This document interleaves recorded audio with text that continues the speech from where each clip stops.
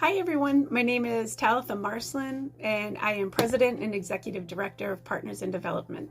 For any of you who don't know, Partners in Development is a nonprofit run out of Ipswich, Massachusetts, and we do development work in Haiti, Guatemala, Peru, and the Mississippi Delta. And so we are so happy to have you guys here today. This is the last video that we have to end the week. Fortunately, it's not good as all the other videos. We've had such a fun time making the videos with each country and being able to highlight and show you what we're doing in every country and what we've been doing over the past year and years, and the growth that we've made despite all the challenges that we have run into along the way, but with a really solid team of staff and supporters. It has made all this happen, and it couldn't happen without you guys. So I just want to give a big thank you tonight, and thank you for all of you who have watched the videos throughout the week. I really hope that some of you have seen. I know some of you have been on trips before, and you're missing a lot of people in Haiti and in Mississippi and Peru as well. Guatemala, yes, our teams are back up and running, but I know for any of you who haven't been able to travel since COVID, you're missing a lot of faces that you probably saw on the videos, and they're definitely missing you too. So thank you for following along with us throughout the week. Thank you for all of your support that you've given to make these programs happen, that our efforts can continue in all of these locations to change lives one by one. So thank you so much. So one of the things that I love the most about Partners in Development and what we do, and I think the reason, or one of the biggest reasons why we're so successful with changing people's lives and helping them to gain independence for a long-term change in their life and growth rather than short-term, is that we value each person's life and we focus on the individual and what they need, what they don't have access to, what struggles they're going through specifically. We don't generalize a whole population. So by making things more individual to the person, you're able to find better success in helping them in a way that will help them long term and will help them generation to come. A great example is with our child sponsorship program. Although each child enters into the program with like needs, the success from child to child can be very different based on the obstacles and circumstances that influence his or her life. We have seen children start falling behind in school, or a parent tell us that the child won't be able to continue studying anymore. Instead of saying, okay, we meet with the parents and child first to find out what is actually going on. In some difficult cases, there's not a lot that we can do, but we sure try. And in other cases, we find the child or the family may need some additional support. In many of those type of cases, we've been able to provide this additional support, whether it's tutoring, medical care, help with housing, or something as simple as the child needing glasses and was just falling behind because the child couldn't see the board. I absolutely love this approach when working in developing countries. I think this approach really allows us to get personal with the individuals that we're working with, and instead of just looking at the materials and the things that we have and placing them in their hands and saying, oh hey, this will work for everybody, here you go, try to make it work. Instead, we step back and we sit down and we say, hey, what do you need? What do you have access to? What don't you have access to? What are your greatest needs? What are things you don't need?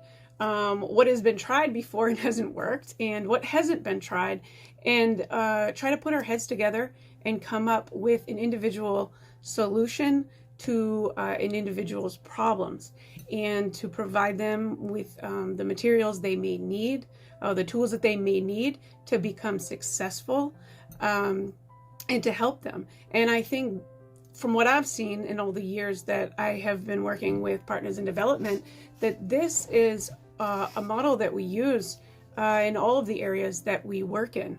And we've built really strong relationships with the people that we work with, and the people that we provide care to, and it's individualized. And I think that there is such benefit in doing that. Your help is stretched a lot farther when you do that, and it is so effective long term. So this year we've had a couple challenges. We always have challenges, so we do like a good challenge. This year we've had a couple of challenges that are just due to COVID and the lack of team travel that we've had for the past couple of years. A really great thing is that travel has opened back up to Guatemala and trips to Guatemala, which is excellent. But unfortunately, with the political and civil unrest in Haiti, we haven't been able to have any teams for quite a while now. And in Peru and Mississippi, we still aren't open to trip travel as of now, which has been difficult. For any of you that don't know, we had tons of teams that were traveling with us every year, and those teams would always load up suitcases full of medicine and other materials and supplies and bring them down to our locations. This helped out tremendously, and especially in Haiti, because our clinic is open Monday through Friday. Especially right now, we are one of the only healthcare facilities that are open to the people in the area where we are at. So we're just seeing an abundant flow of patients coming in and lining up at the gates as early as 3, 4, 5 o'clock in the morning, trying to get a number to be seen by the doctor. And a lot of the teams were bringing down medical supplies, lab tests, medicine, wound care, dressings, and things like that. And without that, we've had to buy everything in country, which you can look at as a positive thing of we're buying all of these products in country, except the cost of everything has skyrocketed and continued to go up. And so this has really taken a toll on how stocked our pharmacy can be, how stocked our lab tests can be. And that's been a very, very challenging thing for the past year, actually more since COVID, but over the past year, we were really hoping that things would change a bit with travel to Haiti, but unfortunately it hasn't.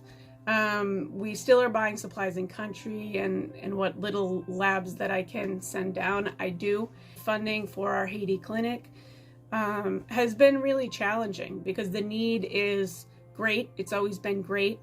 But without teams traveling and with the civil unrest, with prices that have soared, with the way the economy is, and everything being way more expensive, it is really expensive and more expensive than it's been in the past to keep everything running. Not only that, but we're seeing a higher volume, like I said, of patients and of people who need direct care. And we want to be open and available to give that because there's not a lot of other places where they can turn to if they don't get care with us. So that's been our biggest challenge this year. But with your support, with funding that you have given, we have been able to keep our clinic open in Haiti, our programs open, likewise in all of our other locations. And so even though these have been some challenging things, there's been some good that has come out of that. And one of those challenging things was the education piece that came along with COVID, where a lot of the kids had a tough time staying in school and not falling behind because they just didn't have access to the internet, to any online education, to doing their work at home. A lot of the parents, like in the Guatemalan video, you see our tutor teacher talk about how a lot of the mothers or fathers, they have really basic elementary education, a level of elementary education, and nothing beyond that. And so their reading and writing skills are really low. And so when the children were out of school doing their schoolwork at home, they didn't have anybody at home that was able to really sit down and help them. So a lot of them fell behind even farther.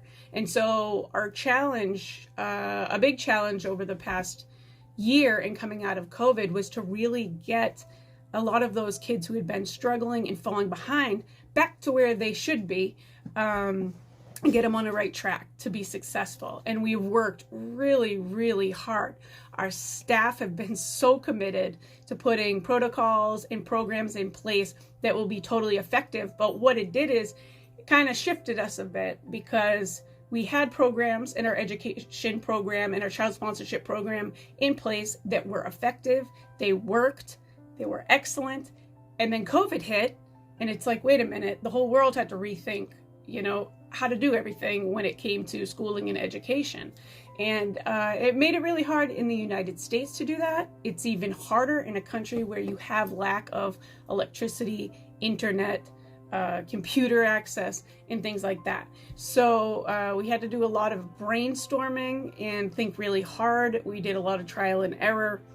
We saw things that worked and that didn't work, but there was such successes that came out of that and put us on the other side of it. And now coming out of COVID, we have learned so much from that, and so many of the kids, because of COVID, had had the opportunity to come in our facility, to use the internet, to get extra tutoring. And so they're now ahead of the game, which has been an absolute pleasure and wonderful, but also a lot of hard work went into that from our staff. This year, we have had so many huge successes and exciting things that have gone on in each location. In Haiti in particular, we continue to have stayed open despite so many other places having to close their doors.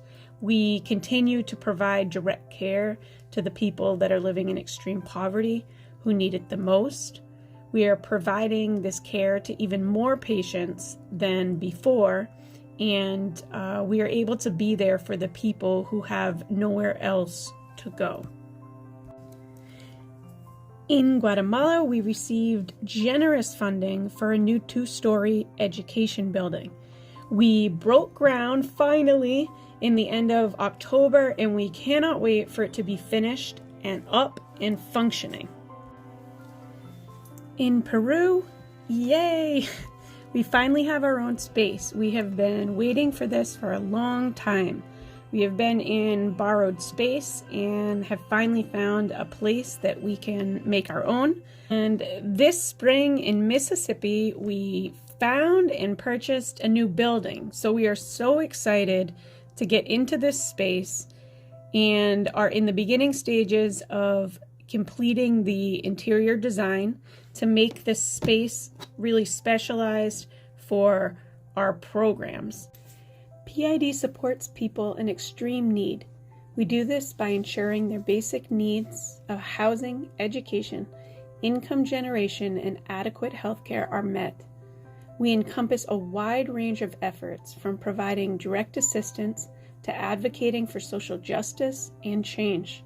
PID focuses on the most vulnerable people and works to alleviate suffering, save lives, and protect human dignity. Having the ability to help others who are in need is a powerful force. It transcends borders.